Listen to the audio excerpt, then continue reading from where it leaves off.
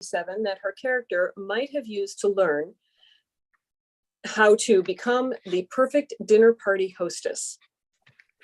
They're posted on our website, should you want to go retro and mix a killer Harvey Wallbanger or California lemonade. All right.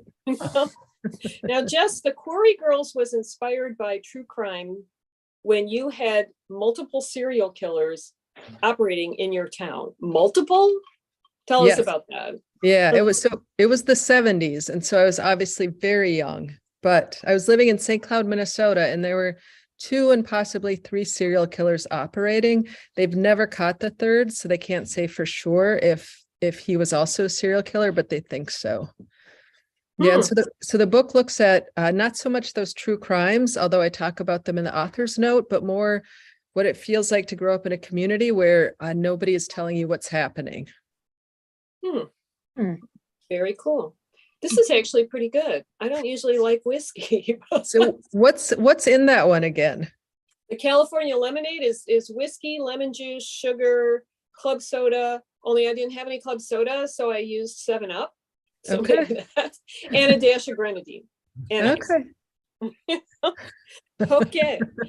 Now, Robin Cook, author of 37 worldwide bestsellers, famously decided to become a writer while drafted to serve aboard a nuclear submarine, which left him plenty of time to study the structure of a good thriller. He not only writes the stuff, but produces film versions of his work. But in addition to literary pursuits, he co-founded an internet software company, manages a great deal of real estate holdings, has dabbled in restauranting and bikes, and splits his time between Florida and Boston. In Night Shift, married doctors Laurie Montgomery and Jack Stapleton have enough going on in their lives, but when Laurie has to autopsy the body of a close friend who died under mysterious circumstances at Manhattan Memorial, Jack takes on a deadly chess game with a clever and deranged killer. Both Jack and Laurie love white wines, especially those made with the Viognier grape. And Jack always has time for chocolate chip cookies. So I got some wine. And Robin, you're also, among all these other things, part owner of a sports complex. So are you involved in sports for the medical benefits, to be a good example to your patients, or do you just like sports? Well, it's actually to keep this community intact that I supported that, and also am part owner of the ski area. It's a place up in the White Mountains, and I've been going up there for a long time, and so I just wanted to stay the way it's been. So I kind of helped it, by investing within both companies. Very cool. Okay, Francine Mathews, who also writes as Stephanie Barron, and between the two, her characters include World War II spies, CIA agents, Jane Austen, and Mary Folger, police detective on Nantucket Island. Francine attended both Princeton and Stanford. Way to make the rest of us feel like schlubs, Francine. And from there became an intelligence analyst for the CIA, only leaving the agency to write full-time. She lives in Denver. In her new book, Death on a Winter Stroll, no-nonsense Nantucket detective Mary Folger hopes that the Christmas stroll, one of Nantucket's favorite traditions, in which Main Street is transformed into a winter wonderland, will lift the island's post-pandemic spirits. But the arrival of a large-scale TV production, along with the Secretary of State and her troubled stepson, complicates matters significantly. Then 2 bodies turn up, and Mary and Detective Howie Seitz have to first find a connection between the two and catch the killer. But how to tell reality from script? Mary loves split pea soup and drinks a lot of cafe au lait and Pinot Noir. Pinot Noir. Her favorite snack is either smoked bluefish pate or Scotch oat cake from Nantucket's Downy Flake restaurant. I really wanted to make a Scotch Irish cake, but I ran out of time because that sounds like absolute delish. So as a former CIA agent, do you still have to submit your books to the CIA for clearance before publication, or did that have some sort of, expiry date? Or is it only the spine? I've gotten around that so I don't have to submit anything to the agency unless it has intelligence related material in it. And obviously the Mary Folger books don't. They're not espionage. When I do write espionage, of late I've been writing World War II espionage more than post-World War II. And as the CIA was not founded until after the war, anything that is intelligence related, even if it's OSS, is irrelevant to them in fiction. So I did have a couple of books I submitted, but they were more contemporary terrorism related books. So, I've kind of worked my way around that of late. Very cool. Now, VASEEM KHAN is staying up late to party with us all the way from England, where he was born, though he spent a decade working in India, which is where he sets his 2 award-winning crime series. His first book, The Unexpected Inheritance of Inspector Chopra, was selected by the Sunday Times as one of the 40 best crime novels between 2015 and 2020, and is translated into 17 languages. Other books won the Seamus Award and the Crime Writer Association Historical Dagger, the world's premier award for historical crime fiction. When he isn't writing, he works at the Jill Dando Institute of Security and Crime Science at University College London, and also co-hosts the popular crime fiction podcast, The Red Hot Chili Writers. In The Lost Man of Bombay, it's the year 1950 in turbulent post-colonial India. The body of a white murder victim is found frozen in the ice of the Himalayan foothills. As the Iceman's trail leads Inspector Persis Wadia and Metropolitan Police criminalist Archie Blackfinch into the dark heart of conspiracy, 2 new murders grip the city. Is there a serial killer on the loose targeting Europeans? VASEEM is partial to mango lassi, see our website for the recipe, and for snacks, he'll go for anything Indian like samosas. I was going to try and make a samosa, but I ran out of time and cooking talent, like the Scotch Irish cake, but I'm going to get back to it. So what made you set the series in the years after the British Raj gave up rule and India gained independence in 1947 rather than the present day? Well, I think the first thing to say is thank you for inviting me on. It is, as you say, it's past midnight here, and I was thinking of turning up in my pajamas, but then, Right. then I thought we've already given. Okay. Well, I thought we've already given you James Corden. I don't want to give the Americans any more reasons to hate the Brits. So 1947, 1950. So in fiction, we've explored the period when the Brits were in India quite extensively, but the period just after India became independent hasn't been so well explored. And you've all heard of the saying, "The sun never sets on the British Empire." Well, Gandhi once said that he once joked that the reason for that is because God didn't trust the British in the dark. And to a certain extent, what he really meant was that even after India became independent, there was a very strong British influence on the subcontinent because tens of thousands of Brits continued living there. And I didn't know this until I started researching that particular period. And they lived there because they couldn't bear the idea of going back to cold, wet, miserable England without the servants and the life that they were used to. And because of that, it meant that a place like Bombay was incredibly cosmopolitan. And you had you had Europeans, you had Americans in the city. And for me, as a crime writer, that meant that I could successfully kill off lots of white people in these books, which was a small payback for the 300 years of the Raj. I mean, I joke, of course, but that's usually the starting point, the entry point to these novels. And these novels really are an exploration of what India had to go through once it became the world's largest democracy post the Raj era, and it took over the reins of the country herself. And I used that as a backdrop to the mysteries. I can imagine that would have been a very, very complicated time.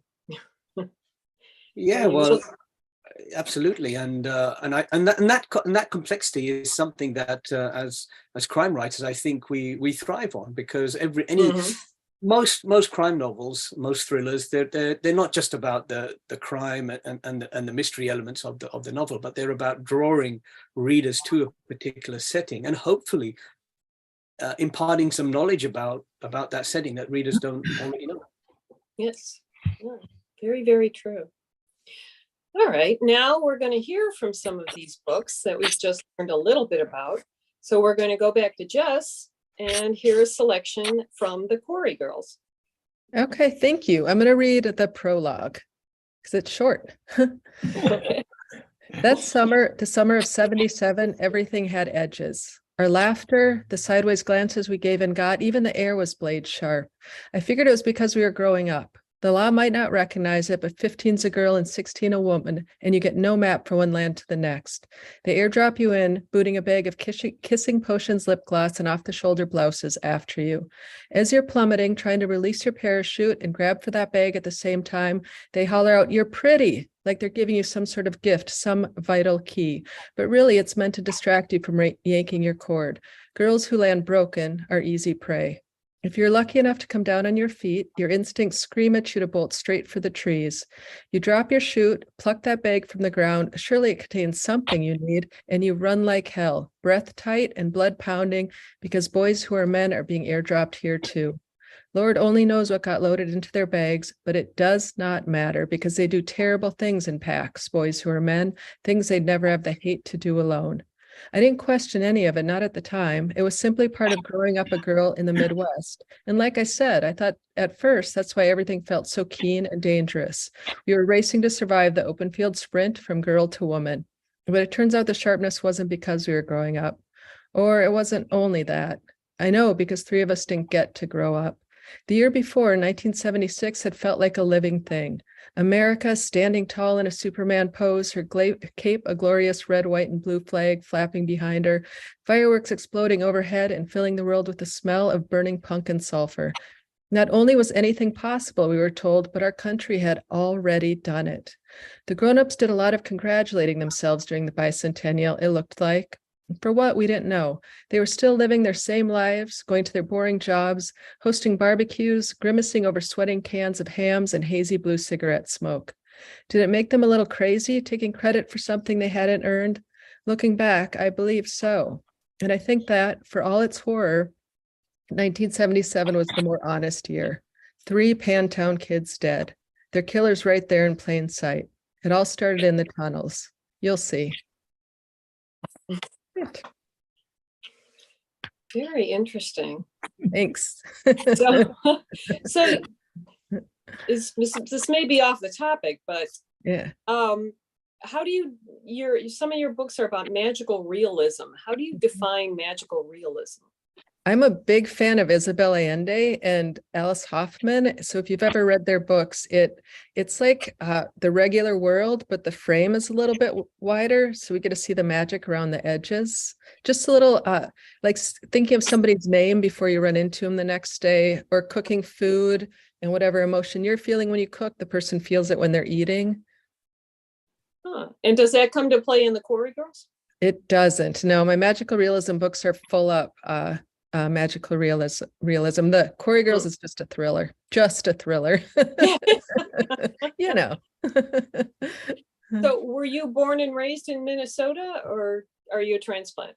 I was born on an army base in Washington, but I moved to Minnesota before I was a month old. And so I'm a lifer. I've lived here mostly my whole life.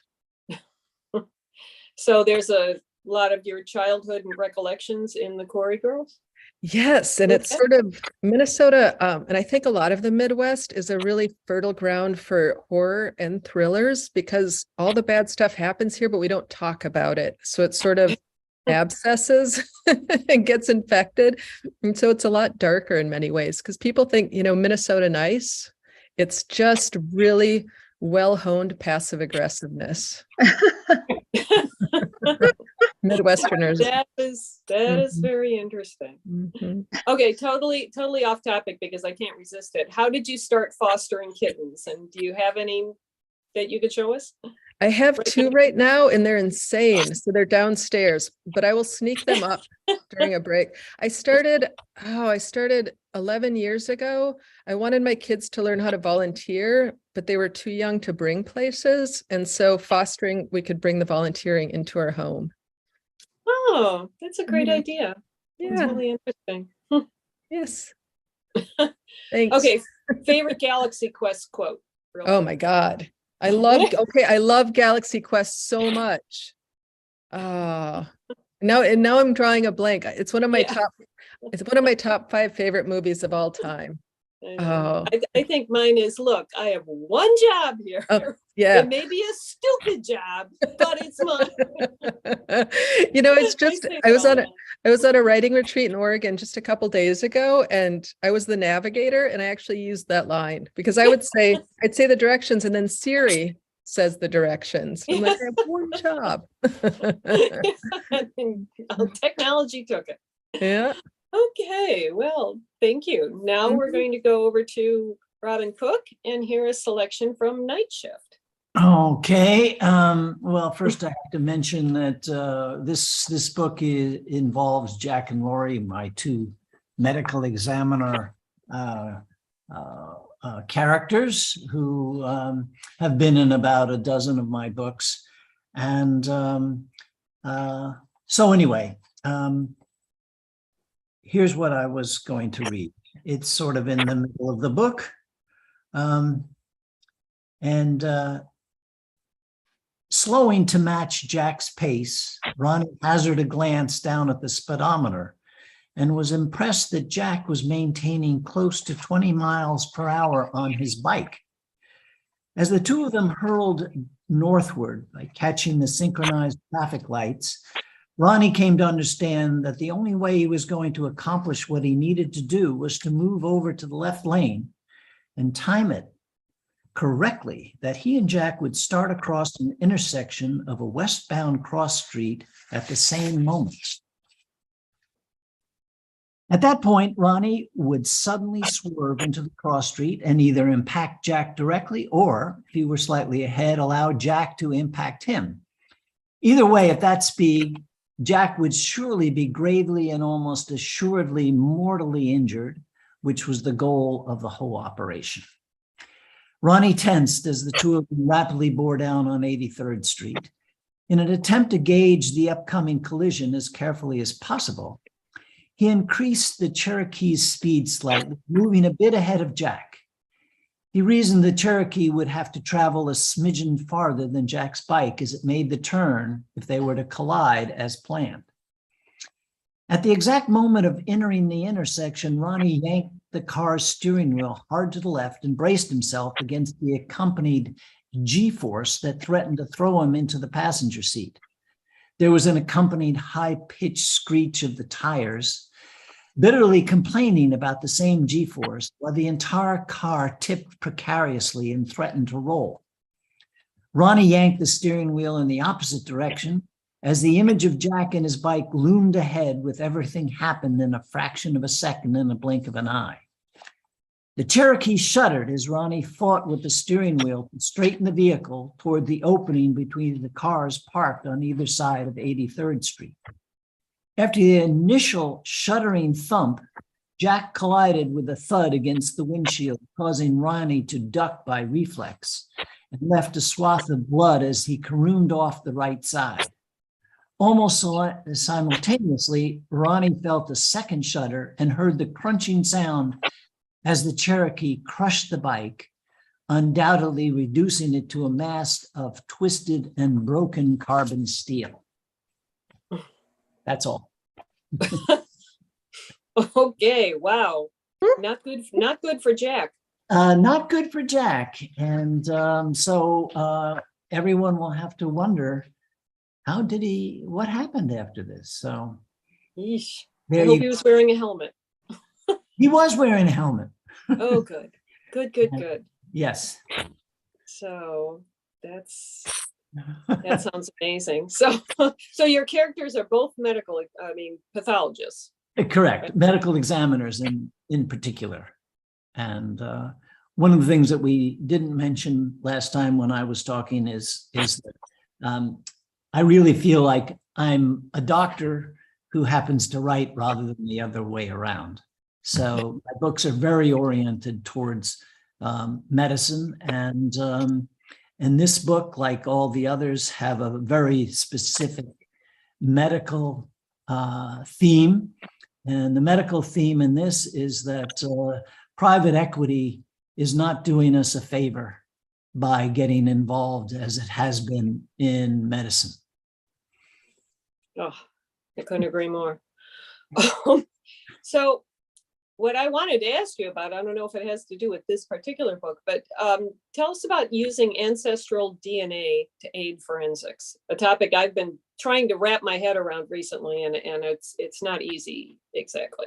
Well, yes, it's a very interesting topic. And in fact, my book, Genesis, which came out last year or the year before, that's the specific issue involved in that, to show how it can work and explain it in hopefully an entertaining fashion by being a mystery thriller.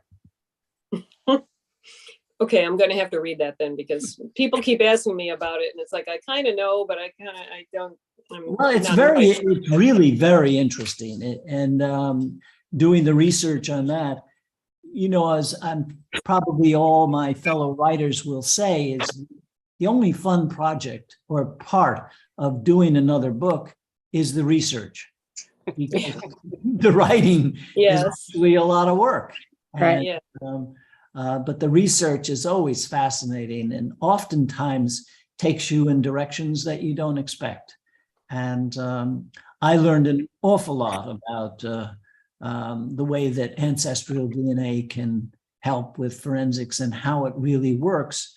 And I hope with Genesis, in terms of it being a kind of a fun mystery thriller, is that in the process, people learn exactly how it works. Cool. And you also wrote Year of the Intern, kind of like Scott Turow wrote 1L, about how medical school treats its students, kind of. What would you say has changed in how students were taught when you went to school and now? Not very much. Medicine is one of those things that the medical education, unfortunately, has stayed very similar.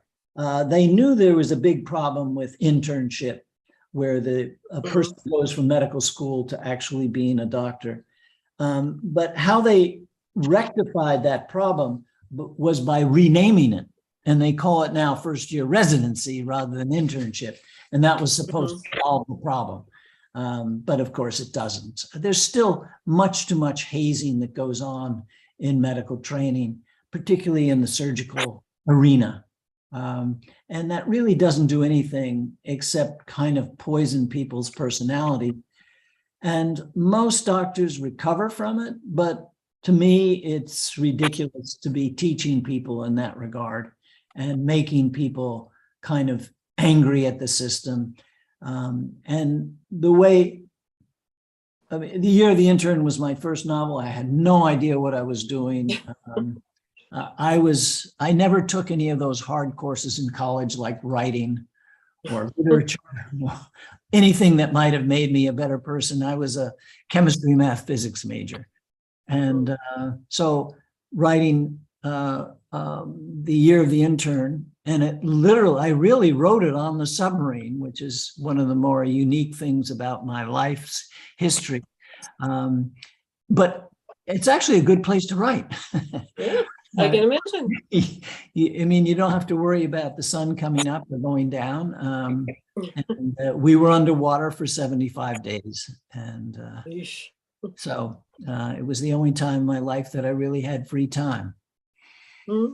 And, I can see it would sharply limit your distractions, right, which is a big part of it.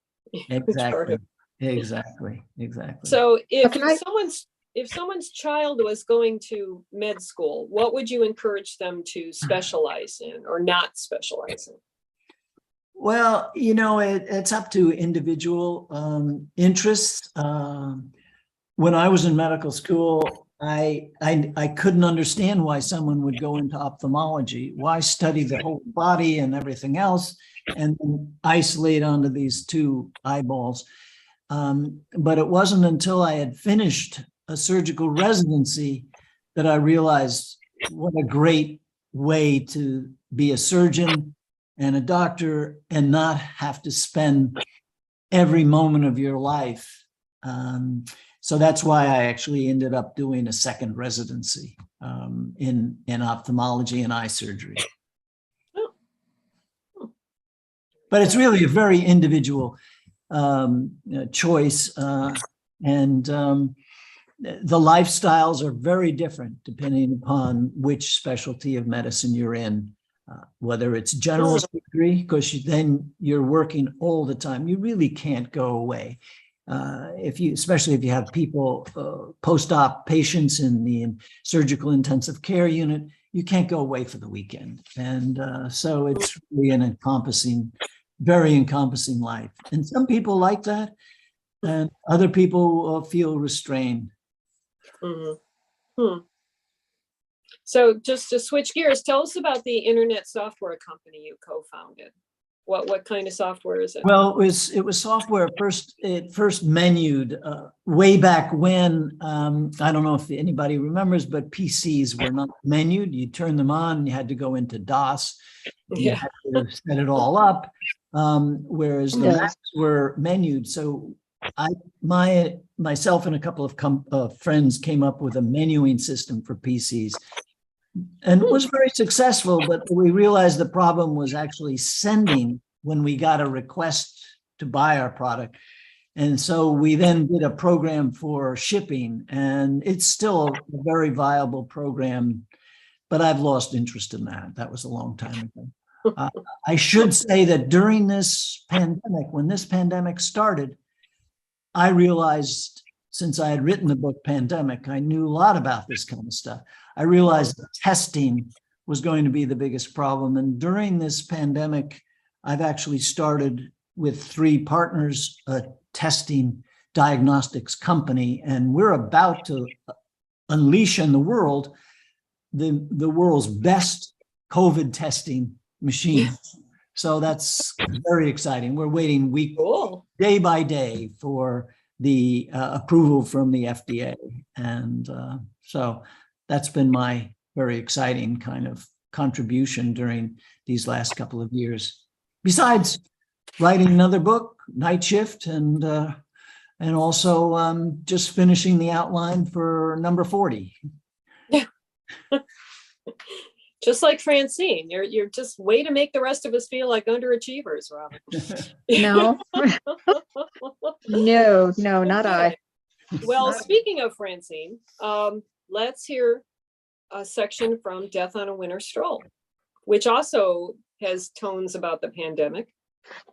It does. It's actually deliberately a pandemic book, in that I was struck by the ways in which an island in particular becomes further isolated under pandemic conditions, but also further strained by the number of people who decided to isolate there in their second or third homes. And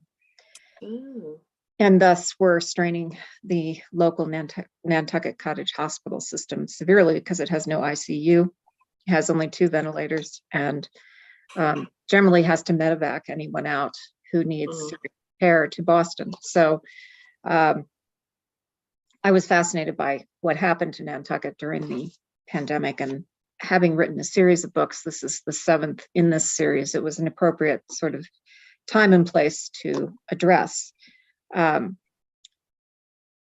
So anyway, I'm going to read a passage. I also am reading a passage from the middle of the book, and it's a single.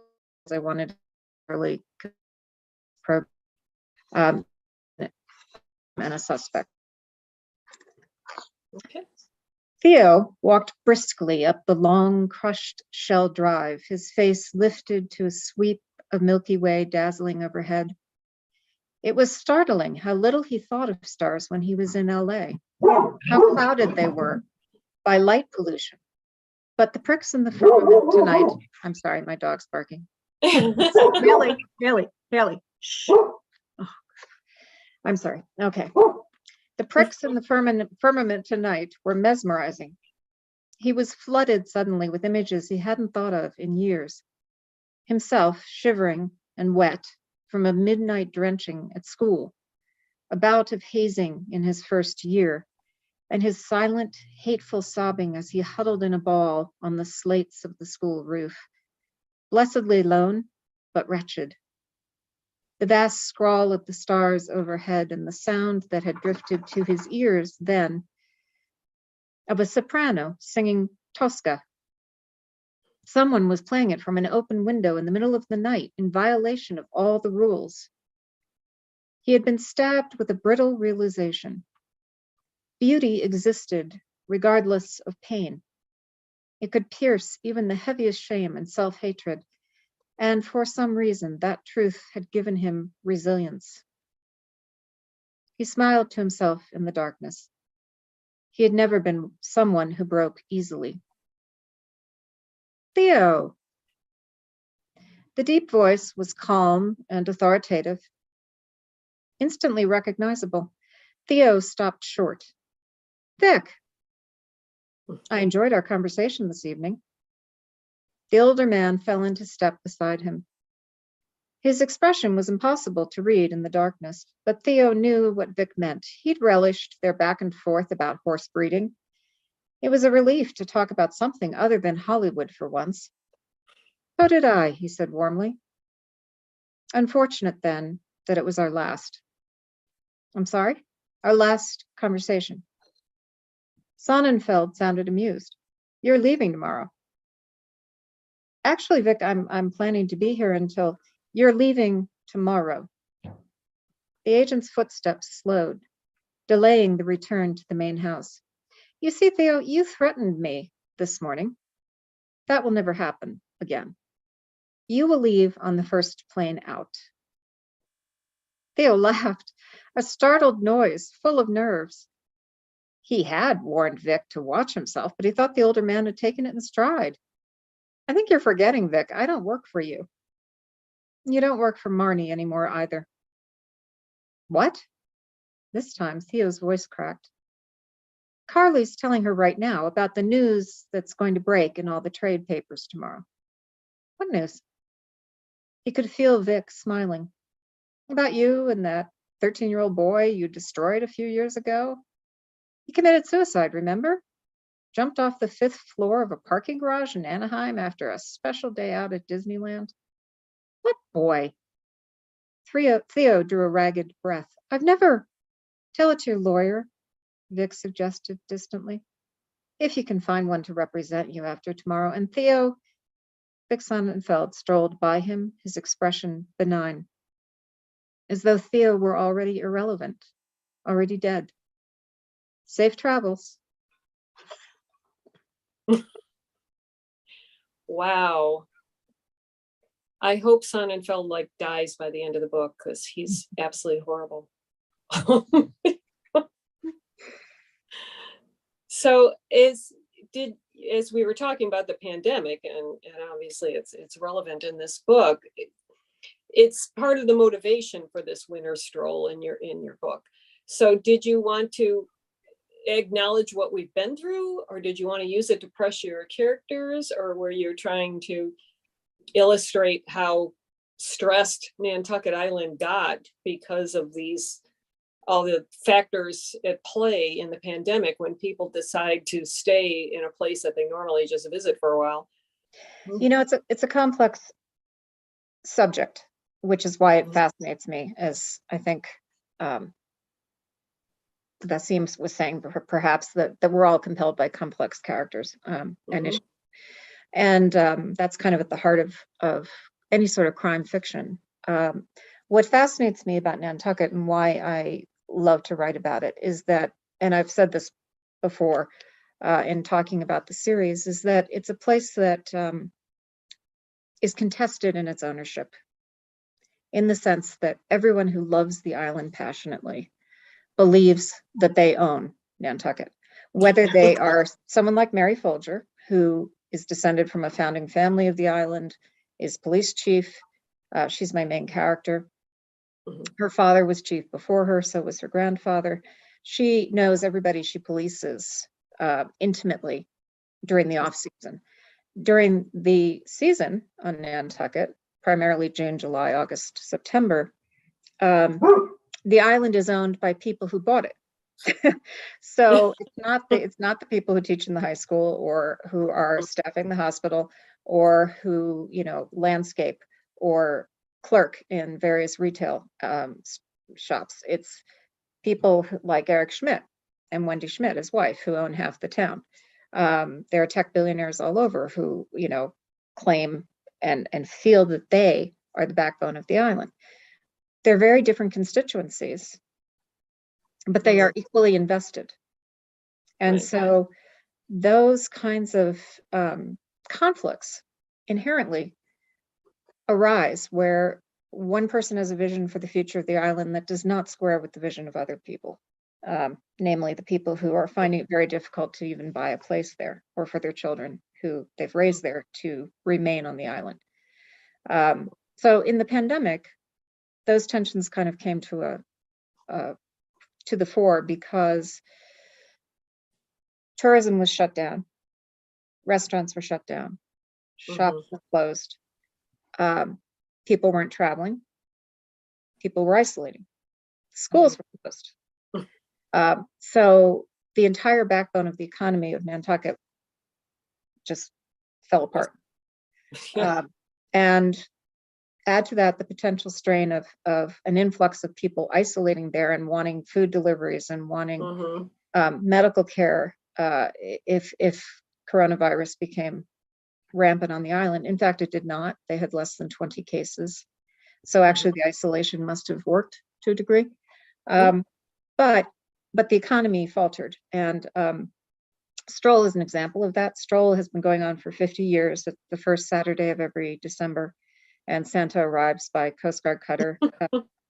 And there's a parade and it's a huge festive weekend, but it really was designed as a retail moment to bring people on the island in the dead of winter and spur the economy, which it has done. But there was no STROLL for 2 years during the pandemic. So that midwinter burst was not even feasible. And then finally, because I know you probably, I'm going on too long, but a very simple fact, 42% of the kids on Nantucket get food aid in the school system.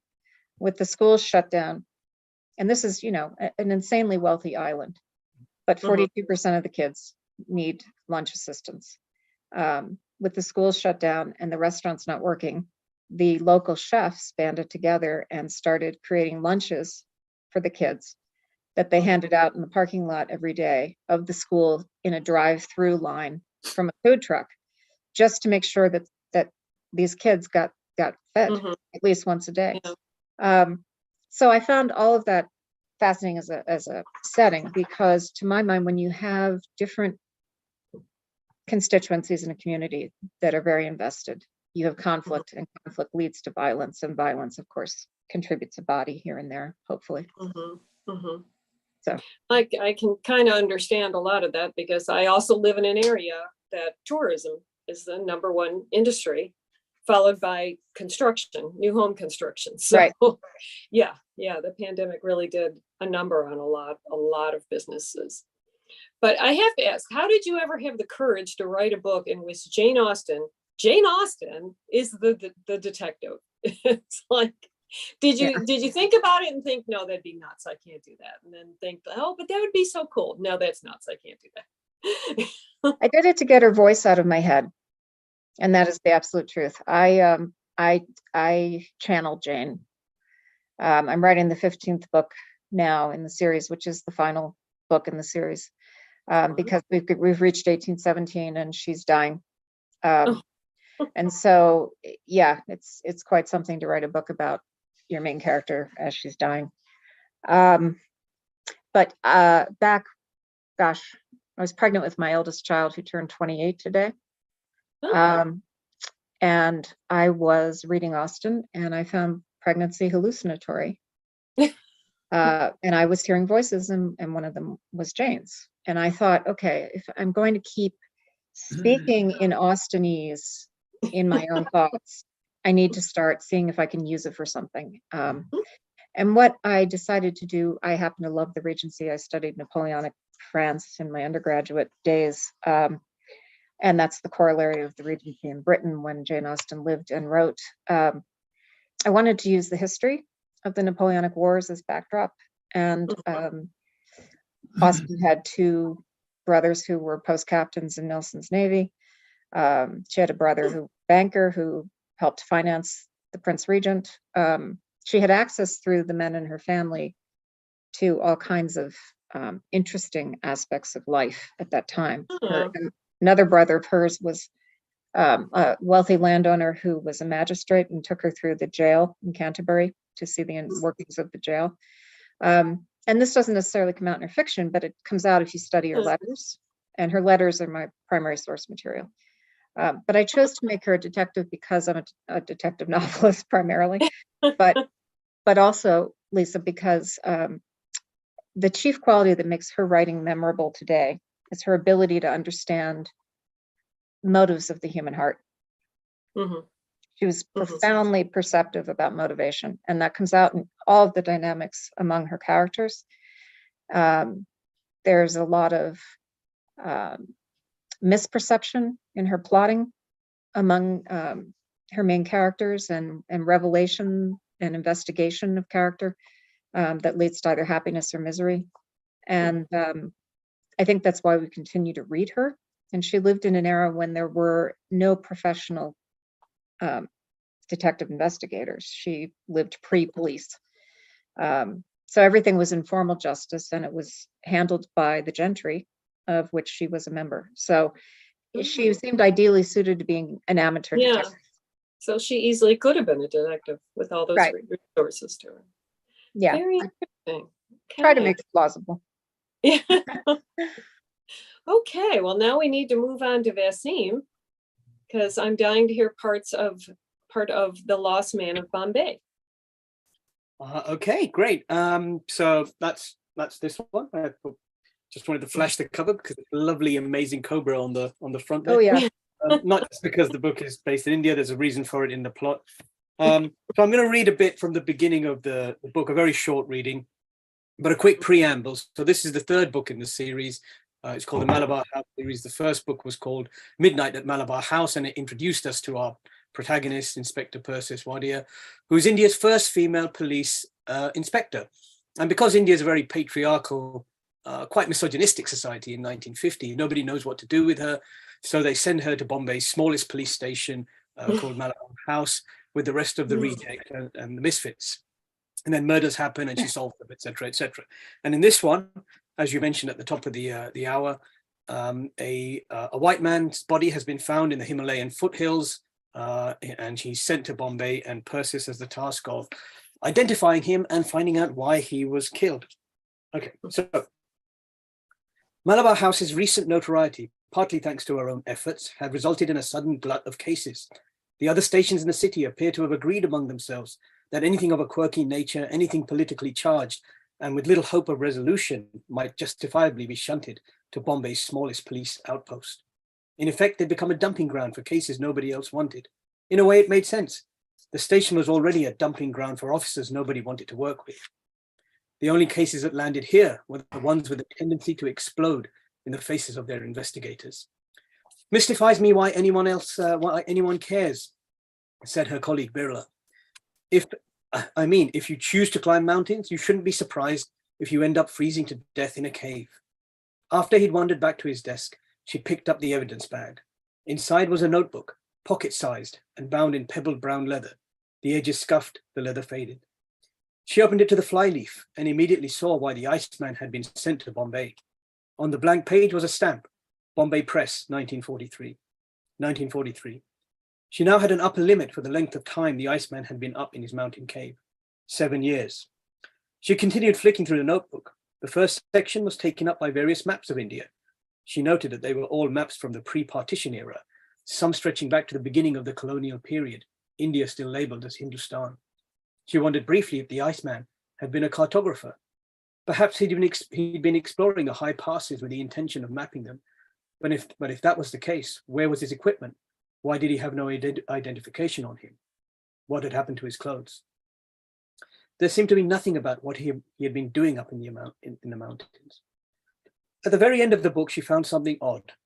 3 missing pages torn out, and then a 4th page containing 2 lines. The first line was a message, presumably written by the Iceman. In the event of my death, please ensure that this journal reaches my wife. There was nothing else, no name or address, nothing to indicate who the author had meant. Yet the line told her something. Somewhere out there was a woman waiting for her husband to return. And that might mean that somewhere a missing persons report had been filed. White men didn't just vanish in India without someone kicking up an almighty fuss. Below this was another line, written in the same hand. Caesar's triumph holds the key. An enigmatic statement. What could it possibly mean? Very interesting. And now Persis, your first female police detective, is she based on a real person? Were there female police detectives at that time? No, they weren't. There were police female constables, but they were only allowed, they were only in the force because they needed them to search women and prevent their modesty being assaulted. The first person of that rank came along 10 years later. But for me, that particular period in 1950 was more intriguing as a canvas for these particular mysteries. So I moved her back by 10 years. And Archie is a forensic scientist, which is my profession. Were they called that at that time? And how did you research the forensic techniques of the time? Because they were very different. They were. I mean, I'm lucky enough to work in a crime science institute where I have colleagues who do a lot of the research around DNA and forensic science. So they have obviously studied some of the history of this, and they could point me to certain things.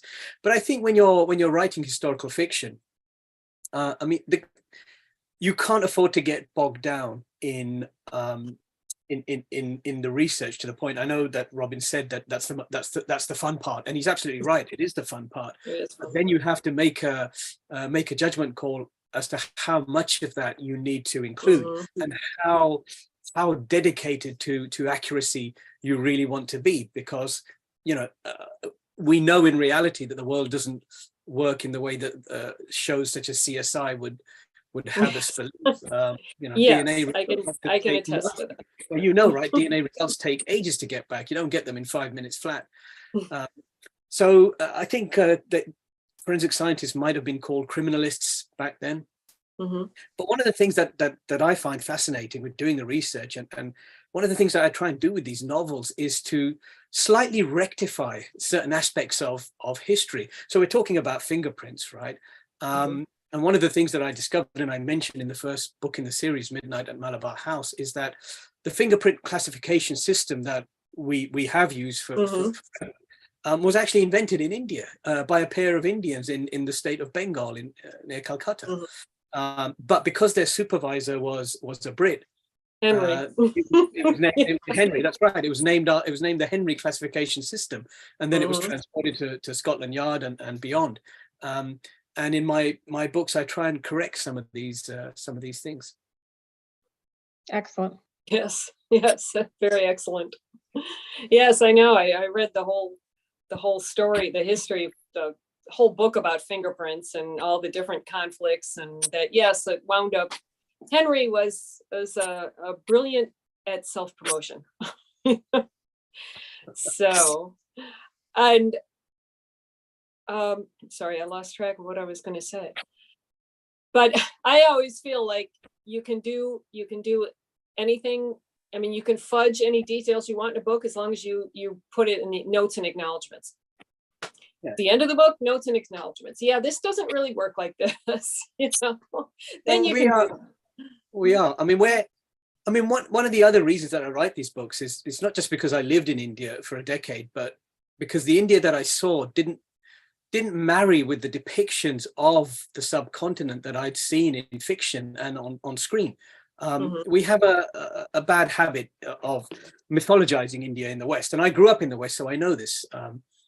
We turn it into a land of swamis and snake charmers, and there's plenty of that, obviously. But it may shock people to realize that Indians don't get up and dance in choreographed numbers every 5 minutes in the streets. And if you're That's born too in a slum, bad. and if you're born in a slum, it's not like the film Slumdog Millionaire. You don't win the lottery and live happily ever after. Your life is, one of relentless abuse and punishment and pain and torture and all the rest of it. Rather like working for Elon Musk must be at the moment, I guess. But so part of this is about presenting a more balanced viewpoint of India. And my first series was set in modern India, and this one goes back to give us the roots of where that modern India really came from. Because although it's an ancient nation, thousands of years old, the truth is that in large part, the India that we know today, the roots of it came just after India became independent. Right. That makes complete sense. So when you're writing historical fiction, how do you avoid errors like using current catchphrases and things like that? Do you have like proofreaders that help you out with that, or? Well, I try and be quite rigorous myself, because I absolutely hate receiving edits from my editor. So I try and go through. There's two types of writer I've found, and one is that somebody who just likes to get that first draft done as fast as they can and throw it into the editor and then just wait for the edits. And I try and I finish a first draft and then I go through it 10 times before it gets sent to my editor, because I absolutely hate having to change things at a later time. So that doesn't really it doesn't faze me, and I've been doing it for a long time now. So I mean, a wonderful story. So 25 years ago, when I first went to India as a younger man, and I was trying to write a thriller, and I was reading American writers like Grisham and David Baldacci, and I actually bought Coma, one of Robin's novels, at a junction in Bombay. And I have to apologize to you, Robin. I'm glad I've got this chance to come clean and apologize. It was a bootleg copy, as they do in India. It was a photocopied copy, so you didn't earn any royalties from me. Oh no! But what I can say is that were we in India today, having heard you say that you've considered yourself first and foremost a doctor and a writer second, you would win in the son-in-law stakes. Now, because none of these mothers-in-law would give a damn about the fact that you've sold hundreds of millions of books and etc. However, they would look at me and say, "Oh, so he was a management consultant and now he works in a university. Okay, that's good. That's good. Robin is a doctor. Not only is he a doctor, he's a surgeon. Not only is he a surgeon, he's a brain surgeon." So, no, it's still a great thrill to be able to, all these years later, and I've done panels now and interviews with some of the most famous writers in the world, and it's still a thrill to me to come on and do talks with people who I read all those years ago. That was just as an aside. Yeah. Truthfully, I think doctors win the son-in-law race in any country in the world. So what do you do? One last question, because we're running out of time here, but what do you do at the Institute of Security and Crime Science? I don't do the research myself. I manage research centers and academics. So it's like herding very smart cats around. That's the easiest description I can give you for my job. That's probably difficult. Not really. They're all pussycats, really, but they're all very bright pussycats. So you have to tickle their egos. It's very much like, you trying to corral all these authors together and get them to do what they're told. I have used that phrase in the past. I will admit that, yes. Okay, since we are running out of time, we do have one question Jenny would like to ask Robin, how he feels writing thrillers has or hasn't changed since his early days. Well, I think that I'm still learning because I came at this with not a very good background, as I said. But I think that each year I'm kind of learning how to do it, and I'm really quite excited about this new book because as it goes back to Coma in a certain sense. It has a kind of appeal because its issue is something that everyone can relate to.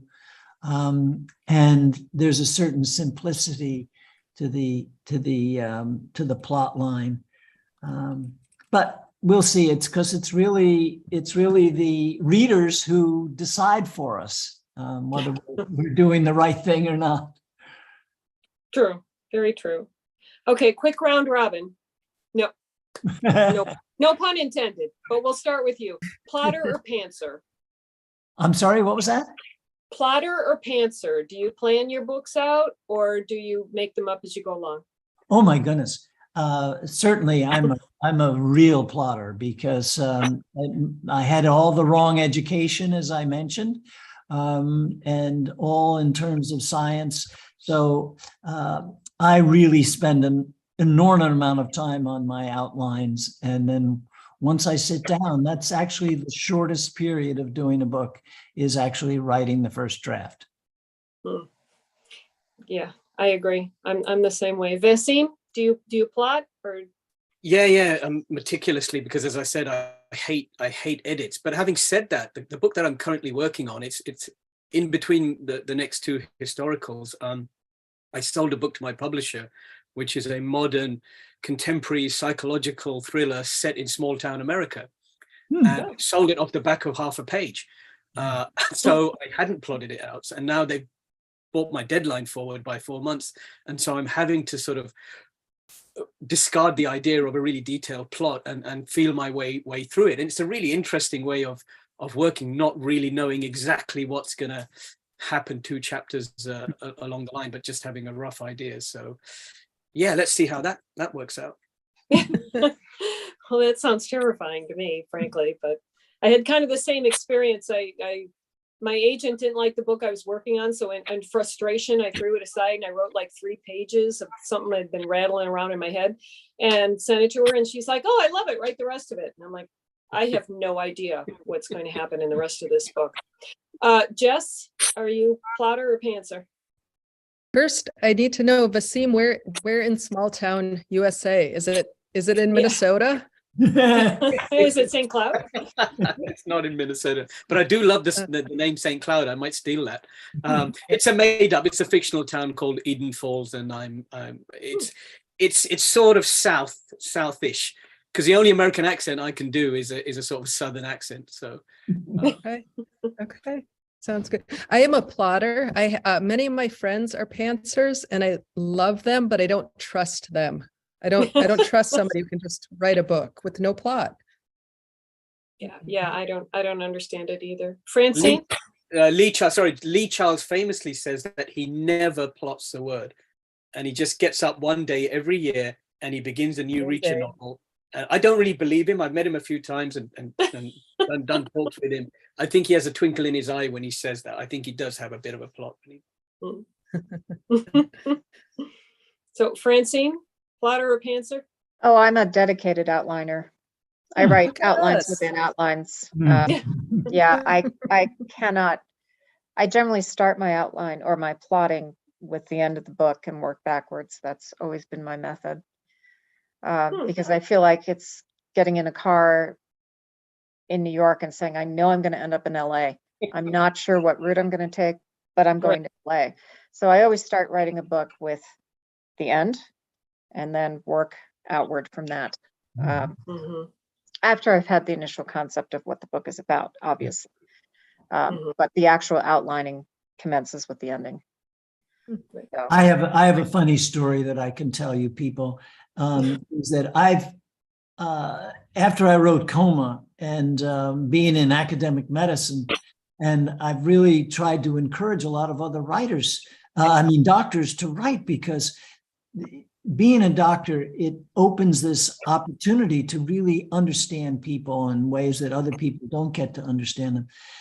And at one point, I remember I was in the hospital running down the hall, and I was grabbed behind, and it was one of my doctor friends, and he said, I took your advice and I started writing a book, and I'm already on page 74. And I said, well, that's fantastic, Jerry. What's it about? He said, well, I don't know yet. Okay. It was a doctor waking up, and going to work, I guess. I don't know. Very funny. We Well, have, we have one more question from Okay. someone in the chat. They want to know from all of you, do you feel optimistic about the state of publishing today from a writer's perspective? I don't.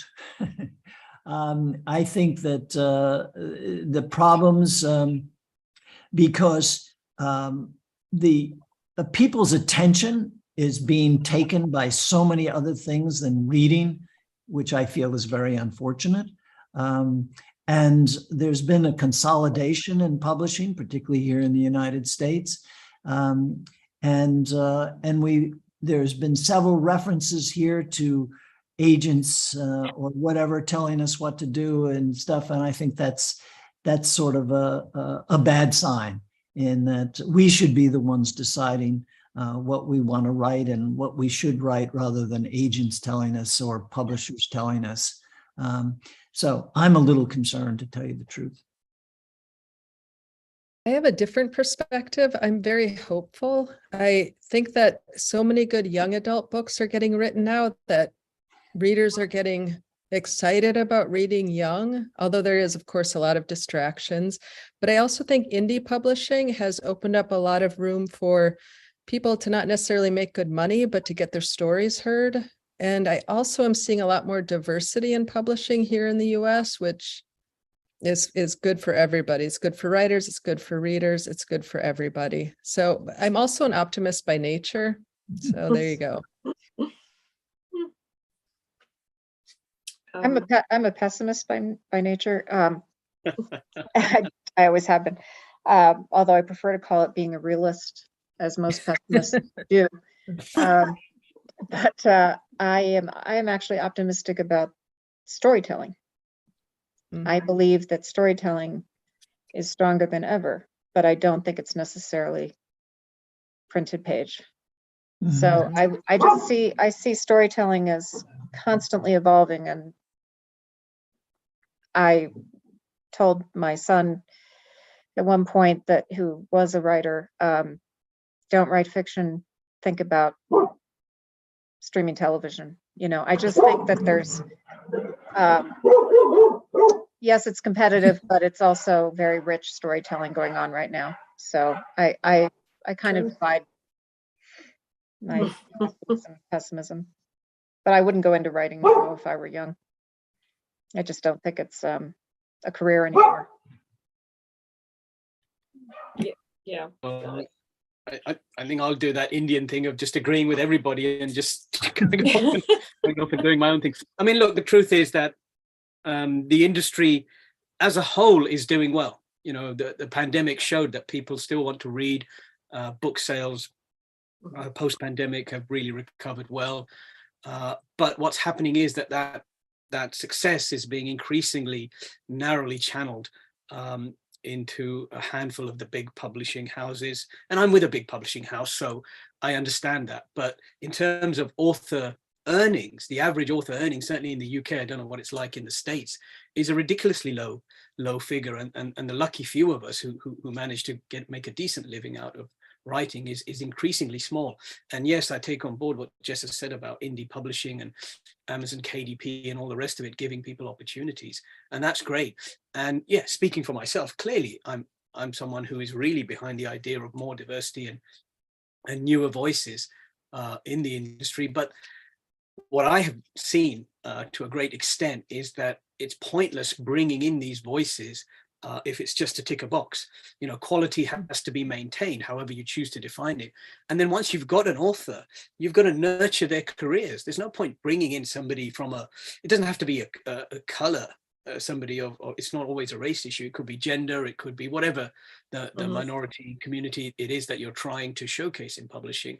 But once you've got them there, what's the point if you're not going to back them with a proper marketing budget and giving them the same platform as you would someone else from a more, quote marks, traditional background?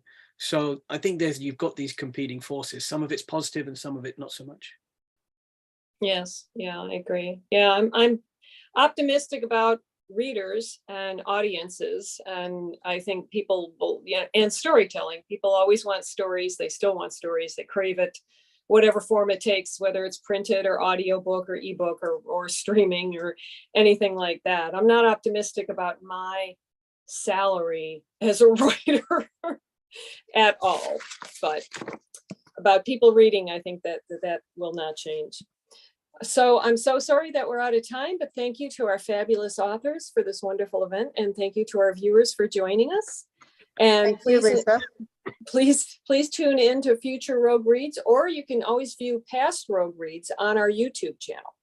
We will be taking December off, but we roar back in January 23rd with a new slate of great guests, including our own Tracy Clark. So again, Yay. thank you for very much for joining us tonight. Thanks. Thank you so much.